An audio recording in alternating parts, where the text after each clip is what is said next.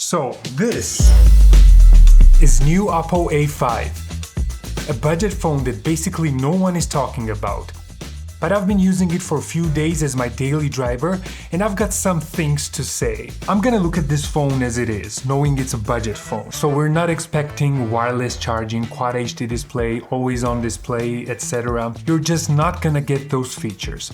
But for under $200, without spoiling anything, I think I can say that actually it gets a lot of things right. Let's talk about it. I'll have links in the description, and if you like these types of content, I do a lot of tech videos, and I have more budget phone reviews and comparisons coming up, so subscribe if you don't want to miss that. It comes in two color variants, Aurora Green and Mist White. I've got Aurora Green version. It weighs about 193 grams. In the hand it doesn't feel like a budget phone. It has dual SIM support, extendable storage, and even headphone jack. For the display, we've got 6.67-inch HD Plus LCD panel. It's not AMOLED display, but it's got 90 Hz refresh rate and hits up to 1000 nits of brightness, which is pretty solid for outdoor visibility. You also get Gorilla Glass 7 eye protection. Viewing angles are decent, and colors are vivid and punchy.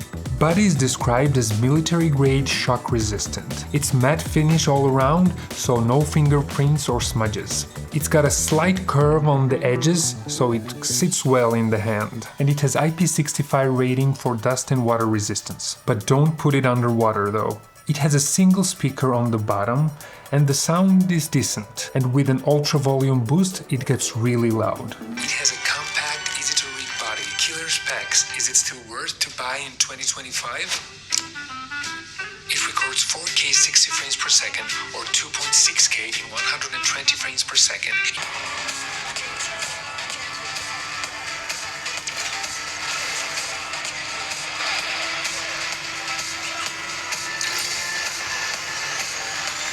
Now the performance.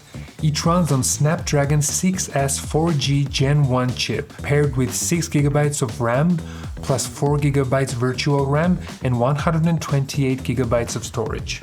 App switching isn't snappiest, and you'll feel some delay, especially when multitasking or jumping between heavier apps. But in normal use, scrolling Instagram, replying on WhatsApp, watching YouTube, it holds up fine. Light games like Asphalt run smoothly. I played even Call of Duty Mobile, but on the low settings. But it's not a phone for heavy gaming. Now, one area that this phone actually punches above the weight is battery. 6000 mAh battery. And 5000 mAh battery.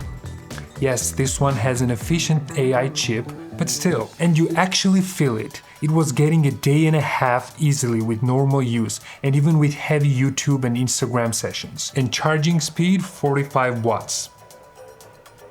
45 watts. Just saying. Nothing.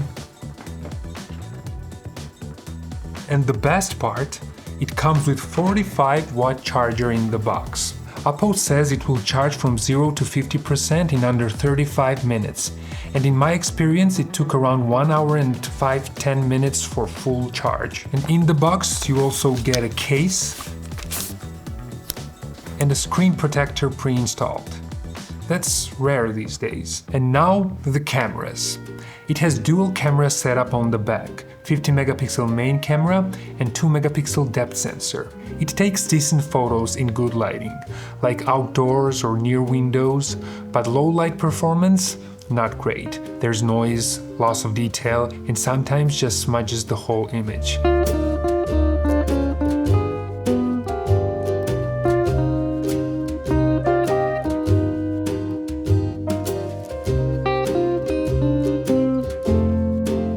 But ColorOS has some tools that make these photos look way better, but more on that later. On the front, it has 5 megapixel selfie camera. Selfie camera is decent, usable, good enough for taking photos in good lighting and basic video calls.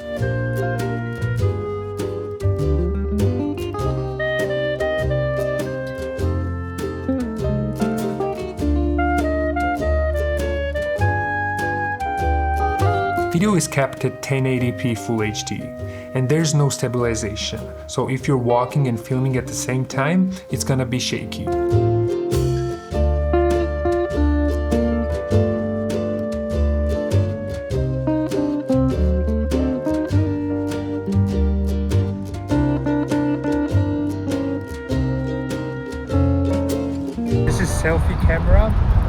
A5, and you're listening to internal microphones also. And as I mentioned before, it doesn't have image stabilization, so the footage is going to be shaky. And I see that dynamic range isn't great as well. So let me know what you think. Now let's talk about ColorOS. Out of the box, it ran Android 14 and ColorOS 14. I updated both Android version and ColorOS to 15, and I must say I love the experience. UI is very smooth with cool animations, a lot of customization options, which I love. I feel like ColorOS 15 helps out with slower processing power a lot and makes the phone more snappy and fast. From lock screen designs to icon customization, my experience was really good. It kind of looks like Apple's iOS a bit, but let's be honest, every brand copies stuff from each other now, and this one has smooth feeling of iOS and Android customizations.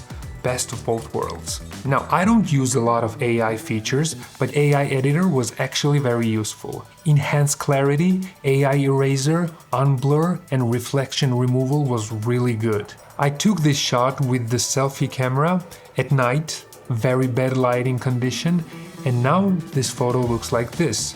Before, after.